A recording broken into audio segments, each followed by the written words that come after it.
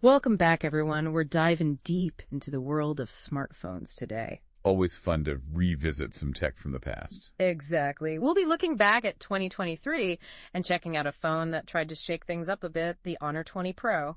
Ah, yes. We're basing this deep dive on a review from RechargeMyTopup.com. It was published in March of that year, so that's our main source. We'll break down its features and see how it stacks up. And how well it might have aged, right? Exactly. Maybe it was a hidden gem, maybe just a fad. That's what we're here to figure out. Sounds good to me. The reviewer was really excited about the Honor 20 Pro right from the get-go. They were impressed by the whole flagship features, not so flagship price thing. They were even raving about the design. Yeah, I remember that. It was trying to look very premium with that sleek glass and metal body. And remember the color options? Phantom blue and phantom black? Oh, for sure. Yeah. Metal and glass were becoming like the standard for high-end phones back then. Yeah. In those colors. Definitely aimed for that sophisticated look. For sure. And the 6.26-inch IPS LCD display, pretty standard for the time. Minimal bezels, little punch hole camera. Right, on trend. It definitely looked the part. But let's get to the heart of the matter. What was powering this thing? Well, that would be the Silicon Kirin 980 chipset. Okay, so for anyone who's not a total chip nerd. Right. So back then, the Kirin 980 was Huawei's top-of-the-line processor. Kind of like their answer to Qualcomm's Snapdragon 855, which was powering a lot of the big Android flagships. So the Honor 20 Pro had some serious muscle under the hood. Definitely no slouch when it came to performance. And it wasn't just the processor, right? I mean, 8 GBs of RAM and 256 GB of storage. That's a lot, even by today's standards. Oh, yeah. Those are power user specs for sure. Enough to handle just about anything you could throw at it. Multitasking, gaming, tons of photos and videos, no problem. Exactly. And on the software side, it was running Android 9.0 Pie. Which was the latest Android version at the time. Yep. But it had Huawei's EMUI 9.1 user interface layered on top. EMUI. We'll definitely get into that a bit later. Oh, we have to. Yeah. It's a whole discussion in itself. But first, let's talk about the feature that always gets people excited, the camera. And the Honor 20 Pro did not disappoint. This thing had a quad camera setup, which was still pretty novel back then. Oh, yeah. They were really going all out. And it wasn't just about throwing a bunch of lenses on there for the sake of it. You had a 48 MP main camera, a 16 MP ultra-wide lens, an 8 MP telephoto lens. Hold on, there's more. Oh, yeah. And a 2 MP macro lens for those super close-up shots. They really covered all the bases. Wow, a camera for every occasion. So what were the standout features of this camera system? I mean, what really got reviewers buzzing? Well, first of all, that main 48 MP camera was using the Sony IMX586 sensor. And that was a big deal because it was known for being really good in low light. Right, because back then, taking decent photos in dim lighting was still a challenge for a lot of smartphones. A big challenge. So this was a major selling point. Definitely. What about image stabilization? Did it have that? You bet. Optical image stabilization on the main camera. Okay, so for those who don't speak camera tech. Basically, it means the lens physically moves to counteract any shaky hands. Ah, got it. So sharper photos and videos, especially in low light or when you're zoomed in. Exactly. Super important for capturing those moments without blur. For sure. So no more blurry concert photos. And speaking of zooming in, what kind of zoom did that telephoto lens offer? It had 3x optical zoom, which means you could zoom in 3 times without losing any image quality. Pretty impressive for the time. Oh yeah, it was. And it even had a 5x hybrid zoom. Okay, so what's hybrid zoom? Well, it combines optical and digital zoom to get you even closer to the action. Didn't always look perfect, but it was a cool option to have. Makes sense. Gotta keep pushing the boundaries. Yeah. Now, we can't forget about the selfie camera. What did they pack into that? No selfie neglect here. The Honor 20 Pro had a 32 MP front-facing camera. That's some serious selfie power. Wow, they really weren't messing around. High-quality selfies, all the details. Exactly. All right, so we've covered looks, performance, and the camera. But what about the battery life? I mean, a phone is useless if it's constantly dying on you. Totally. The Honor 20 Pro had a 4,000 mAh battery.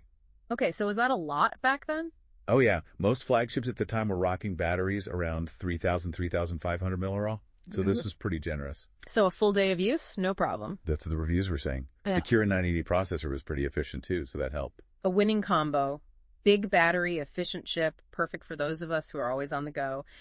And if you did need to top up, did they have fast charging? Absolutely. 22.5 W fast charging. Which is? Not blazing fast by today's standards, but it was definitely above average in 2023. You could get a decent charge pretty quickly if you needed it. That's good to know. So it sounds like they really were trying to pack in the premium features. Anything else we should mention? Well, there were a couple of things that were becoming more and more popular at the time. For one, they put the fingerprint scanner under the display. Oh, the in-display fingerprint sensor. It's so commonplace now. Right. But back then, it was still kind of a novelty. And a much better alternative to those rear-mounted scanners. Oh, yeah. Plus, it meant they had more space on the back of the phone for other things. Yeah. Oh, and another nice touch, they went with a USB Type-C port. Yeah, good riddance to those old micro USB ports. Right. Type-C was becoming the standard for everything. Charging, data transfer, you name it. Much more convenient. So it sounds like the Honor 20 Pro was a pretty well-rounded phone, at least on paper. But as we all know, specs don't tell the whole story. You got it. We need to talk about the software, the real-world performance, how it all came together. For sure. And there's one more thing we can't ignore, a kind of elephant in the room. The whole situation with Huawei back in 2023. Oh, right.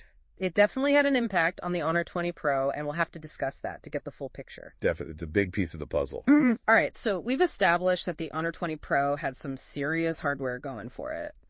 But like we said at the end of the last part, there was this big thing looming over it. Huawei's whole situation back in 2023. Yeah, we can't ignore the geopolitical stuff as a big deal. To put it simply, Huawei was facing all these restrictions and sanctions. Mostly from the U.S. government, right? Right, yeah.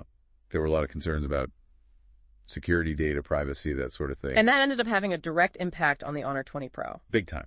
The biggest thing was it didn't have Google Mobile Services, GMS. Okay, I think a lot of people listening probably know what that means, but just to be sure. Yeah, good point. So GMS is basically all those Google apps and services that pretty much everyone relies on. You know, the Google Play Store, Gmail, YouTube Maps, all that good stuff. So basically, even though the Honor 20 Pro was running Android, it was missing a huge chunk of what makes Android. Exactly. Imagine trying to use a smartphone today without easy access to all those apps. It'd be tough. Really tough. Especially back then. It was a major hurdle for a lot of people, even if the phone itself was good. I can see that. Sort of a catch-22 amazing phone on paper, but held back by these external forces. Exactly. It really shows how complicated things can get with tech politics and, you know, just how people use their phones. It's all connected. But even with those limitations, the Honor 20 Pro still managed to get some pretty positive reviews. Clearly, it had something going for it. What do you think drew people to it? Well, remember those specs we were talking about? The Kirin 980, the RAM, all that. Exactly. That was top-tier stuff, and they were offering it at a price that was way lower than a lot of the other big flagship phones. So you were getting a lot of bang for your buck, even with a few compromises. Exactly. And for some people, those compromises might have been worth it. Like, imagine you're a photography enthusiast. You might have been willing to overlook the whole GMS thing in exchange for that incredible camera system. Makes sense. Priorities right. What about the software? We mentioned EMUI earlier, which was Huawei's custom Android skin. What was the general consensus on that back in 2023? Well, EMUI has always been a bit of a mixed bag. Well, some people find it a bit bloated. You know, they prefer the clean look of stock Android. But then other people love all the customization options and the extra features. So it really depended on personal taste. Absolutely. What were some of those features in EMUI 9.1? Oh, let's see. Well, gesture navigation was a big trend back then, and EMUI 9.1 had that. They also had this AI-driven battery optimizer thing. Sounds fancy. It was. The idea was that it would learn your usage patterns and help extend your battery life. EMUI also gave you a ton of control over the look and feel of the phone. You could customize themes, fonts, even the layout of your home screen. So even if it wasn't for everyone, it seems like EMUI had its fans, especially people who like to really personalize their phones. Yeah, totally. It's all about what works for you. There's no one-size-fits-all when it comes to user interfaces. Okay, so we've talked about the hardware, the software, the whole Huawei situation. But to really understand the Honor 20 Pro, we need to hear from the people who actually used it day in and day out. Right. Time to see what the users had to say. Exactly. Let's crack open some user reviews forum discussions and see what people were saying about their experience with the Honor 20 Pro back in 2023. Okay, so let's jump into those user reviews from 2023. It's always interesting to hear what people were saying back in the day. Yeah, it's like a time capsule. Those real-world experiences can tell you a lot more than any spec sheet ever could. Exactly. So what was the verdict? Was the Honor 20 Pro living up to the hype? Well, one thing that really stood out was the camera. Like, people were consistently impressed with the photo quality, especially in those tricky low-light situations. That Sony IMX586 sensor was a real game changer, huh? It seems so.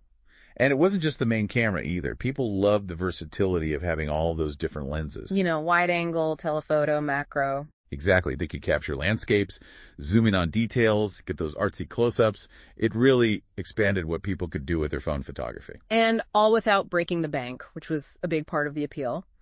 But what about the overall user experience? I mean, did people actually enjoy using the phone on a day-to-day basis? From what I've seen, it sounds like they did. A lot of positive feedback about the performance. The Kirin 980 was a solid chip, kept everything running smoothly, and people raved about the battery life. Ah, the good old days when you could actually make it through a whole day without needing a charge. Right. It sounded like the Honor 20 Pro could handle pretty much anything you threw at it.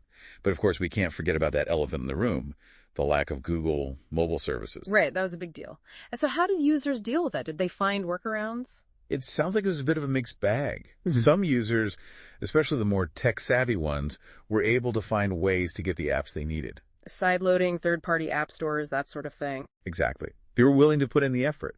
But for other people, especially those who weren't as comfortable tinkering with their phones, it was a bigger hurdle. Yeah, I can see that. Not having access to those core Google apps would definitely be a deal breaker for some. It highlights the trade-offs people were making. Some prioritized the features and performance, even if it meant jumping through a few hoops. Others really valued that seamless Google integration above all else. And that's totally fair. There's no right or wrong answer. It's all about what matters most to you as a user. It all comes down to personal preference. So as we wrap up our deep dive into the Honor 20 Pro, what do you think its legacy is? Looking back from 2025, what stands out? I think it reminds us that innovation can come from anywhere. Honor wasn't afraid to shake things up, both with the hardware and by trying to build their own ecosystem. They dared to be different, even though it meant facing some pretty big challenges. Exactly. And yeah, maybe the Honor 20 Pro isn't a household name today, but it definitely left its mark on the smartphone world. It showed that you could offer a premium experience without that premium price tag. And it made people think about the importance of choice and competition in the tech industry. For sure. It's a fascinating story. Well said. So, to everyone listening, we hope you enjoyed this trip back in time to revisit the Honor 20 Pro. Maybe it even sparked some curiosity to do your own deep dive into a forgotten piece of tech. You never know what you might uncover. That's what we're all about. Until next time, keep exploring, keep questioning, and keep diving deep.